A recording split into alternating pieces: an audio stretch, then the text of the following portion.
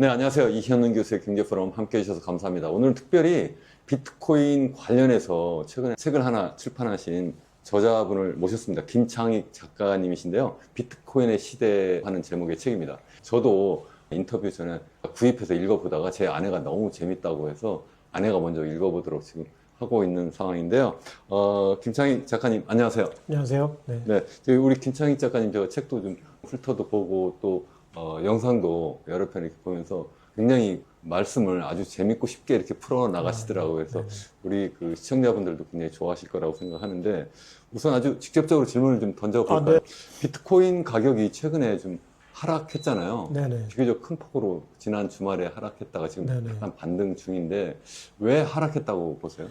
제가 이제 그 비트코인의 가격과 가장 밀접하게 연관됐다고 생각하는 게 이제 시장 금리거든요. 근데 최근에 미국이 7월 달에 이제 금리를 빠르면 인하할 수도 있을 것 같다라는 기대가 일단 첫 번째 있었다고 생각해요. 그래서 이제 그 경기 침체라거나 또 관세 전쟁이라거나 불확실성 때문에 그 여러 가지 면에서 이제 인플레이션이 안정화된다고 이제 최근에 CPI가 이제 지수가 발표가 됐었고, 그래서 빠르면은 7월, 뭐 늦어도 9월 달 정도에는 금리를 인하할 것 같다라는 기대감에 이제 비트코인이 상승 무드를 타고 있었고, 또 하나는 이제 트럼프가 비트코인을 비축하겠다, 전략적으로 비축하겠다라는 그 계획이 7월 22일 날 이제 마지막으로 이제 대통령한테 보고가 되고 7월 30일 날 그 보고서가 발표가 됐어요.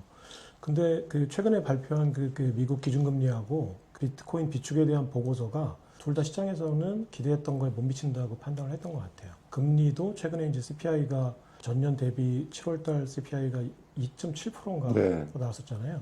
근데 그게 이제 시장 기대를 상회했던 걸로 이제 나오니까 그 연준 입장에서는 인플레이션에 대한 압력이 고조되고 있다. 그래서 파월도 FOMC 미팅 이후에 이제 얘기를 했지만 그 물가에 대한 어떤 그 안심할 수 있는 상황이 아니고 9월 달까지는 좀 지표를 좀 지켜봐야 되겠다 이렇게 신중한 입장을 취하니까 일단은 그 금리 인하를 예상했던 것만큼 빨리 되지는 않을 것 같다. 그리고 9월 달에도 불확실하다라고 이제 보수적인 생각을 갖게 된 게 첫 번째라고 보고요. 그리고 비트코인 비축법안 그 데이비드 sak스라고 해서 이제 그 크립토 짜르가 이제 대통령한테 보고한 거를 30일 날 발표를 했는데 거기서 그럼 구체적으로 어떤 방식으로 100만 개의 비트코인을 미국이 비축할 거냐 여기에 대한 이제 구체적인 계획들이 나올 거라고 기대를 했었는데 물론 이제 그 22일 날 보고가 된 다음에 일주일 정도의 텀을 두니까 알맹이가 좀 없을 것 같다라는 어떤 예측들이 많이 나오긴 나왔었습니다. 근데 실제로 30일 날 발표된 그 비축 그 계획에 그냥 아무 내용이 없었거든요. 그러니까 대통령이 비축한다고는 했고 스테이블코인 3법이 통과되면서 이제 암호화폐 시장에 어떤 훈풍이 분다라는 어떤 분위기가 돌다가 구체적인 내용이 아직까지는 없구나. 그렇다면 120일 동안 연구를 했는데 구체적인 내용을 마련하지 못할 정도면 비트코인 그 전략적 비축이 현실적으로 어려운 거 아니냐라는 비관론이 이제 팽배해지면서 이제 그 암호화폐 전반적인 시장을 끌어내린 걸로 생각을 하고 있고 또 하나 이제 계절적인 어떤 사이클이 8월 달에는 보통 이제 비트코인 가격이 이제 하락기였다라는 어떤 경험적인 컨센서스가 있는 것 같아요. 그래서 이제 8월 달에 접어들면서 여러 가지 것들이 맞물리면서 이제 하락한 게 아닌가. 최근엔 다시 또 우리나라 돈으로 원화로 하면은 1억 6천만 원까지는 다시 반등을 했거든요. 최근에 다시 살짝 올라가는데 이제 우리 김창익 작가님 그 설명을 너무 잘해 주셔가지고 그에 이어서 제가 이제 잠깐 생각을 해 본 거는 네네.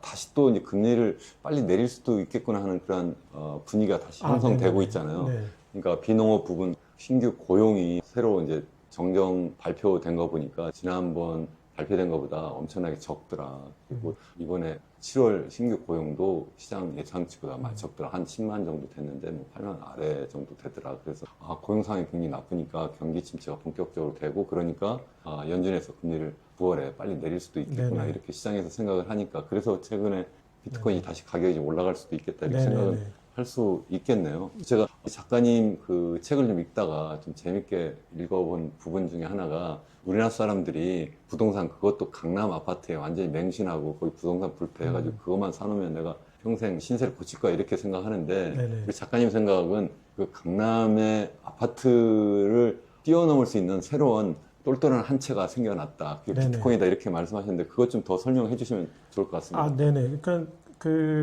이제 저도 사실은 여담으로 얘기하면 비트코인 투자에 성공하면 강남 아파트를 사야겠다는 생각을 초기 했던 것 같아요. 막연하게. 그러니까 돈을 벌면 아, 이제 나인원 한남이나 압구정동에 재건축 아파트를 사서 나중에 여생을 이제 강남 한강변을 바라보며 살고 싶다라는 생각을 했었는데 그때는 그게 이제 주거의 질적인 측면을 생각을 한 거예요. 돈을 벌면 나도 이제 그 주거 환경이 좋은 곳에 살아야겠다. 지금 분당보다는 좋은 곳에서 이런 생각을 했었는데 그거는 이제 재테크하고는 상관없는 생각이었던 것 같아요. 근데 지금 생각해보면 재테크 관점에서 보면 이제 그걸 거꾸로 해야 된다는 얘기죠. 그러니까 최근에도 이제 그 과거 지인이나 또 책을 읽고 이제 방송을 보시고선 이제 그 많은 분들이 이제 모르시는 분들도 전화를 하시고 지인분들 전화하셔서 물어보는 게 비트코인 정말 사도 괜찮은 거야? 라는 질문을 많이 하시거든요. 근데 예전에는 이런 질문조차 없었어요. 한 1년 전만 해도 비트코인을 정말 사도 되는 거야? 라고 주변에서 물어보는 사람들이 없었거든요. 그러니까 지금 이제 비트코인을 정말 사도 되는 거야? 라고 물어보는 분들의 한 가지 공통점이 강남 아파트를 갖고 계신다는 거예요. 그러니까 이게 무슨 얘기냐면 그분들이 자산시장에 가장 민감하시고 밝으신 분들인데 강남 아파트를 갖고 계신 분들이 저에게 이제 비트코인 사도 되는 거야라고 물어보신다는 얘기는 비트코인에 투자해야 될지 말아야 될지를 고민하고 있다라는 얘기거든요. 근데 그 얘기가 뭘까 이제 곰곰이 생각해 보면 사실은 강남 아파트 가격이 이제 급등한 가장 큰 원인은 내가 인플레이션을 해칭해서 가장 안전한 곳에 나의 구매력을 저장하겠다라는 어떤 욕구의 결과물이잖아요. 근데 그러면 예전에 처음에는 사람들이 이제 인플레이션이라는 게 생기고 어떤 내 어떤 구매력을 저장해야지라고 하면 여러 가지 대안들이 있었어요. 강남 아파트 아니면 뭐 분당 아파트 아니면 뭐 과천 아파트, 뭐 동탄 아파트, 경부 측의 버블세븐이라고 불려지는 그 아파트들이 동심원을 그리면서 이제 퍼져 나갔는데 그게 무슨 얘기냐면 뭐 강남 아파트 안 사면 이제 못 사면 분당 아파트 사지 뭐 분당 아파트 못 사면 뭐 동탄 아파트 사지 뭐 이렇게 어떤 대안들이 크게 큰 차이가 없는 대안들이 있었거든요. 근데 시간이 지나면서 사람들이 어떤 보다 잘 저장하는 상대적으로 잘 저장하는 것들 자산에 대한 어떤 각인 효과가 생기면 그 다음부터는 그 대안들이 무의미해지거든요. 동탄 아파트, 분당 아파트는 무의미해지고 무조건 이제 강남 아파트를 사야 내 구매력을 가장 잘 저장하는구나. 그럼 이런 상대적인 우열이 생겼을 때 무조건 이제 똘똘한 한 채로 몰리는 거죠. 근데 그러면 이런 관점에서 보면 그동안은 주거 문제도 해결하고 이제 어떤 구매력을 저장하는 수단으로 강남 아파트가 가장 대표적인 이제 안전 자산으로서 이제 각광을 받았는데 같은 기준으로 보면 사람들이 이제는 아파트 중에서는 강남 아파트인데 모든 자산 포트폴리오 중에서는 과연 무엇일까라는 걸 고민하고 계시는 것 같아요. 그러면 강남 아파트는 이제 오를 대로 많이 올랐고, 그럼 이게 예를 들어 지금 평당 2억이 되는 곳이 있는데, 그분들한테는 그게 100억 원짜리 자산이거든요. 그럼 세금 문제, 뭐 증여 문제, 상속 문제도 앞으로 계속 발생을 할 거고, 또 지금 이제 그 정권이 바뀌면서 대출 규제 문제도 있고, 이제 어떤 유동성 문제가 생기니까, 강남 아파트를 지금 팔아서 뭔가 다른 자산으로 내 구매력을 이동시켜 놔야겠다는 어떤 욕구들이 많이 생기시는 것 같은데, 상대적으로 그런 이제 그 구매력의 어떤 저장 수단으로서 우위에 있는 게 이제 비트코인이니까 거기에 대해서 공부하고 알게 되고 공감하시다 보면 이제는 강남 아파트보다 비트코인을 사야겠다라는 이제 그런 생각을 하시게 될 거라고 생각을 했었는데 실제 최근에 이제 연락 오시는 분들의 어떤 반응들을 보면 이분들은 경험적으로 직관적으로 이미 그런 것들을 느끼고 알고 계신 것 같다는 생각이 들더라고요. 굉장히 중요한 포인트를 말씀하셨는데 어쩌면 우리나라가 그동안 이제 경제 성장을 굉장히 빨리 하면서 자산 가치를 뭐 안전하게 유지할 뿐만 아니라 불리는 최고의 수단이 결국 부동산이고 그것도 서울이고 그것도 강남이고 그것도 아니면 뭐 분당 이렇게 계속 모든 분들이 그쪽에 올인하는 그러한 투자 포트폴리오 계속 구성해 왔는데 최근에 좀 바뀌고 있다 이렇게 말씀을 하셨는데 그래도 제가 여쭤보고 싶은 것은 그분들이 과연 그러면 강남 아파트를 팔아서 비트코인을 사려고 하는 거냐 네네. 아니면 강남 아파트 값이 많이 올라가고 또 여유 자산이 좀 있어서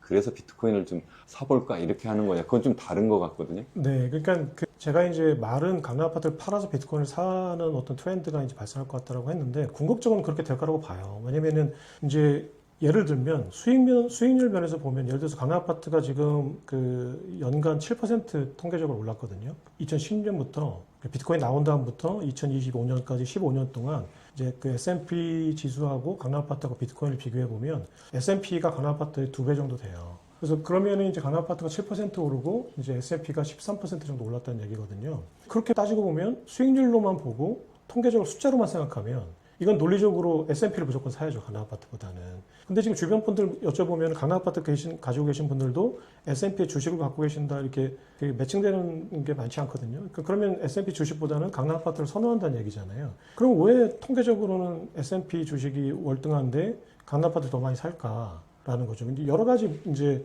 정서적인 문제가 겹쳤다고 봐요. 그럼 일단 주거 문제도 있고 강남 아파트를 사면 일단 주거 문제는 해결되니까. 근데 그 이론적으로만 생각하면 S&P 주식을 사고 거기서 번 돈으로 강남에서 월세를 사는 게 훨씬 더 수익률은 좋아요.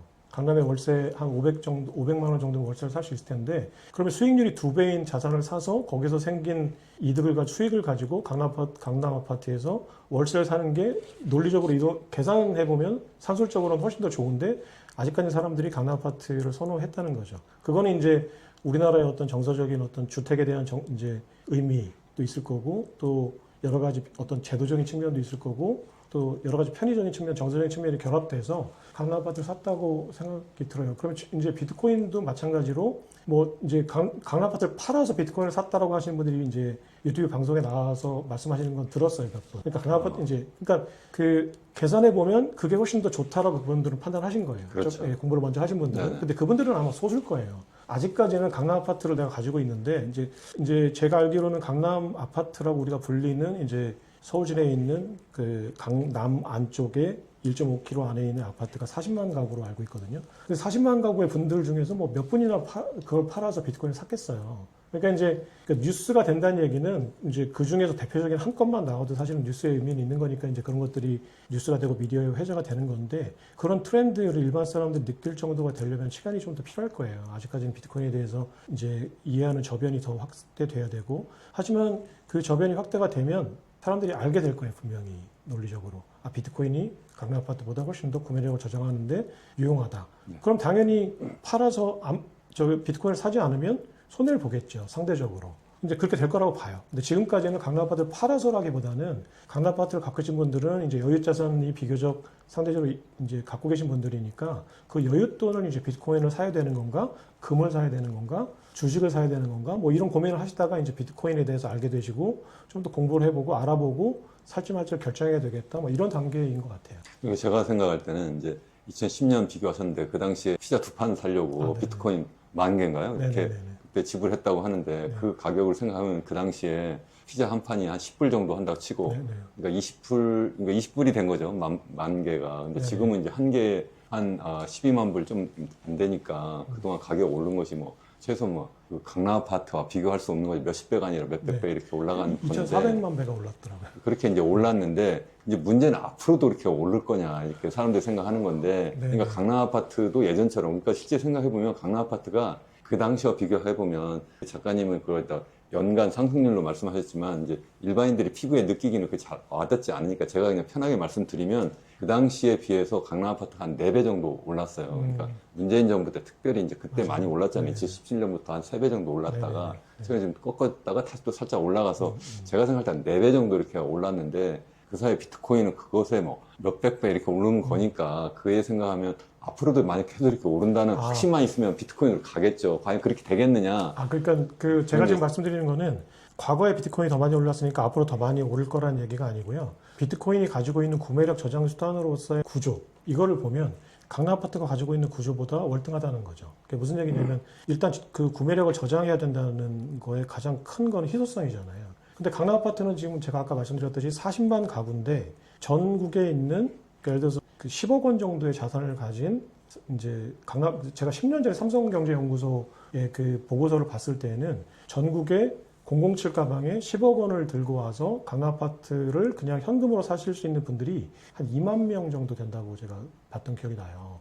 그럼 2만 명 정도 되시는 분들이 강남 부동산에 줄을 서서 강남 아파트가 나오자마자 이제 그거를 프리미엄을 주고 사시는 거거든요. 그래도 최근에 그래서 압구정동 현대아파트 같은 경우는 뭐 한 달 사이에 뭐 10억이 오르고 막 20억이 오르고 이런 현상들이 벌어지는 게 한남 더일이 최근에 참 그 신고가를 경신하면서 그랬다고 해요. 그러면 내가 돈을 가지고 있는데 이 돈의 구매력을 지키려면 사실은 100억을 갖고 계신 분들은 10억을 더 주고 20억을 더 주는 게 그렇게 큰 문제는 아니라고 판단하시는 것 같아요. 이게 100억이 녹아내리는 거에 비해서는 내가 여기에 그 20억을 더 주고 이 아파트를 사는 게 이제 구매력을 저장하는 데 더 유리하다. 그럼 내가 20억을 더 주고 살 때는 그분들의 머릿속에는 내가 20억을 더 준 바보지만 이걸 40억을 더 주고 살 바보가 충분히 많이 있다라고 판단하시는 거잖아요.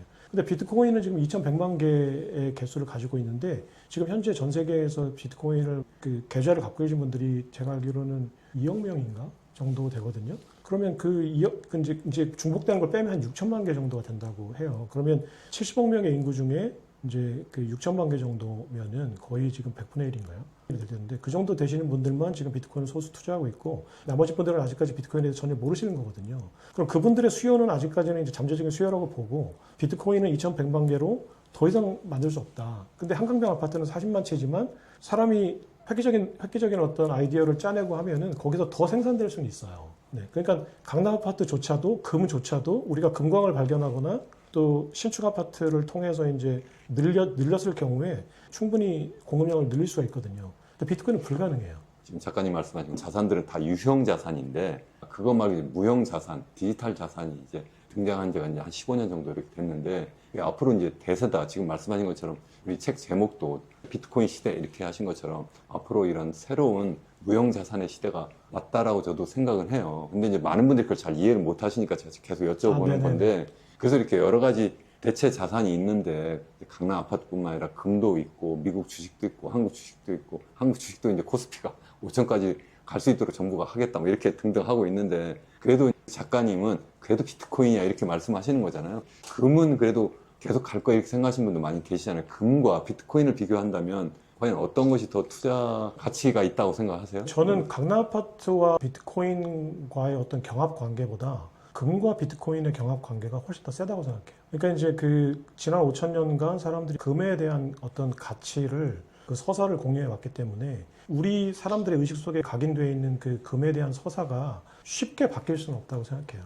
그렇지만 이론적으로만 생각하면 강남 아파트와 비트코인은 보완제라고 하면 그러니까 포트폴리오에 같이 담을 수 있는 옵션이라고 생각한다면 금과 비트코인은 완벽한 대체제라고 생각합니다. 아, 가격이 하나 올라가면 하나는 올라가지 않을 수 네, 있는 앞으로는 그렇게 될 거라고 생각해요. 선택을 하나 따로 할 수 있는. 왜냐면은 금을 사람들이 선택하는 거는 이제 아까 말씀드렸듯이 인플레이션을 해칭하는 안전자산이잖아요. 근데 이제 강남 아파트라는 거는 물론 이제 그 여러 가지 복합적인 의미에서는 그 금과 같은 안전자산도 강남 아파트도 이제 그런 성격을 갖고 있어요. 하지만 주거의 문제도 분명히 있고 금과 강남 아파트는 약간 질적으로 다른 개념적으로 다른 자산이라고 생각하는데 비트코인과 금은 개념적으로는 똑같은 자산이에요. 그러니까 이게 어떤 무형이냐 유형이냐의 차이만 있지 개념은 똑같거든요.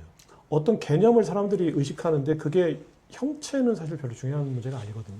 그러니까 이 개념이 내가 실질적으로 머릿속에 인식이 된다면 금과 비트코인은 사실상 똑같은 개념이고 그 똑같은 개념에서 비트코인은 훨씬 더 그거를 완벽하게 구현한 거예요. 금에 비해서. 그러니까 가장 완벽한 순도가 가장 높은 금을 어떤 자산가가 어마어마한 돈을 들여서 가장 완벽하게 보관할 수 있다. 그런 상태를 만들었다. 그게 비트코인이거든요. 그 개념이.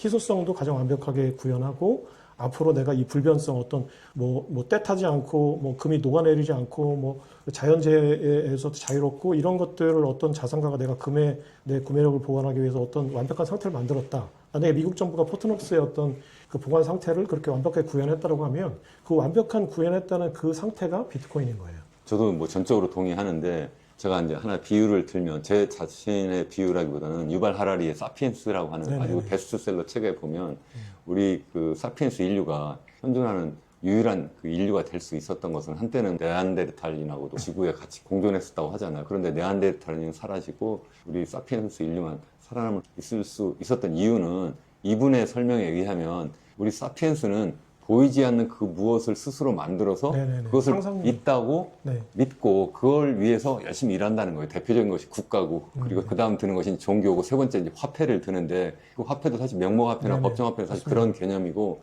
그것에 이제 최고 수준에 있는 것이 바로 비트코인과 같은 네네. 이런 암호화폐가 그야말로 보이지 않으니까 사람들이 이거 뭐야 아무것도 아닌데 왜 자꾸 있다고 그러고 자꾸 거래하느냐. 그런데 사피엔스 우리 인류는 그렇게 보이지 않는 그 무엇을 만들어서 그것을 있다고 생각하고 그것을 위해서 열심히 일하고 싸우기도 하고 목숨까지도 막 버리고 이렇게 네네. 하거든요. 그러니까 그런 차원에서 저도 비트코인이 이미 미래가 아니라 현재 우리의 새로운 화폐가 되고 우리의 정말 대단한 투자 자산이 될 수도 있겠다 이렇게 저도 생각을 네네. 합니다. 지금 교수님께서 말씀하신 그 유발 하라리의 어떤 그 개념이 저는 수학적으로 설명하지 못하는 가치. 그러니까 지금 많은 주식 분석가나 애널리스트들이나 경제학자들이나 또 비트코인에 대한 가치를 많이 말씀하시는 분들이 이제 그 무형의 자산, 디지털 자산이 나오기 전에 어떤 월가를 중심으로 한 어떤 그 우리가 알고 있는 어떤 전형적인 클래식한 자산들의 가치를 측정하는 어떤 도구들 이런 것들은 수학적인 어떤 로직을 가지고 있잖아요. 근데 저는 그 그걸로 설명할 수 있는 인간 세계의 어떤 자산의 가치는 실제 우리가 그 가지고 있는 가치의 10%도 설명 못 한다고 생각해요. 근데 그렇다면 나머지 그 90%의 그 여백을 뭘로 설명할 수 있는 거냐. 근데 월가는 사실 그걸 설명하지 못했어요.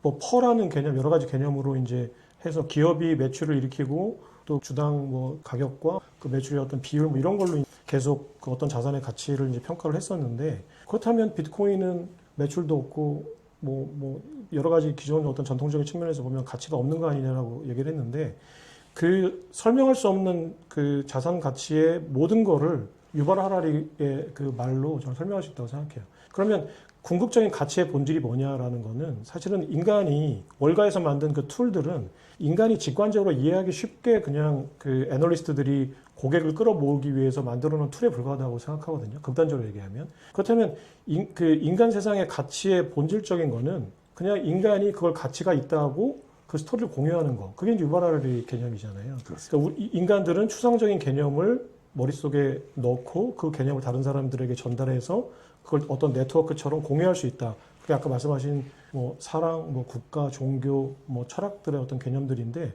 그 개념들이 가치가 없다고 말할 수 없잖아요. 근데 그걸 우리는 주식처럼 평가할 수는 없거든요. 하지만 훨씬 더 큰 가치들은 사실은 국가, 뭐 사랑, 종교 이런 개념들에 있잖아요. 인간 사회를 지탱해주는. 그러면 기독교의 가치가 얼마냐라고 측정 한번 해봐라. 아니면 국가의 가치가 얼마냐고 한번 측정 한번 해봐라. 그러면 지금 아버지의 가치가 얼마냐고 측정해봐라 하면 못하죠. 하지만 그 가치가 없다고 말 못하죠. 근데 그 가치가 어디서 생기는 거냐? 그냥 인간의 머릿속에 있는 거예요. 그게 있다고 믿으니까 많은 사람이 믿으면 그것이 네. 실제 있는 거죠. 네. 그런 그러니까 유형이냐 무형이냐는 아무런 그 가치의 장애물이 되지 않거든요. 그러니까 그 비트코인이 가치가 없다고 말하는 경제학자 분들이나 또 한국은행에 다니시는 분들도 일요일이면은 교회에 가요. 왜 그럴까? 그 가치를 부정하시는 분들인데 그럼 교회 가지 말아야죠. 하시잖아요, 다. 근데 가치를 인정하는 거예요, 본인도. 근데 비트코인은 가치가 없다. 그건 말이 안 되는 것 같고요. 일단은 비트코인도 여러 가지 가치를 가지고 있어요. 그 본질적인 내재 가치를 가지고 있는데, 그 내재 가치를 떠나서 사람들이 그냥 그 굴러다니는 개똥이 저기 앞으로 화폐야라고 해서 전 세계 70억 인구가 인정을 하면 그 똥이 화폐가 될 수 있잖아요. 물론 극단적인 경우지만 그런 일은 생기지 않겠지만 현실에서는 이제 궁극적으로 가치의 본질은 그런 거라는 거죠. 근데